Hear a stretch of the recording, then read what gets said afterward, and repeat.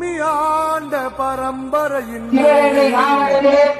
எண்ணற்ற வளர்ச்சி வேண்டியவை கலந்து கொண்டு தலை சிறந்த ஆலையை எண்ணு கொண்டு சிவகங்கை மாவட்டத்தில் கலந்து கொண்டிருக்கின்ற சிவகங்கை மாவட்ட பிள்ளையார் வெட்டி ஸ்ரீ கோட்டை காளியம்மன் வீரர்கள் இதோடு கண்டிருக்கிறார்கள்.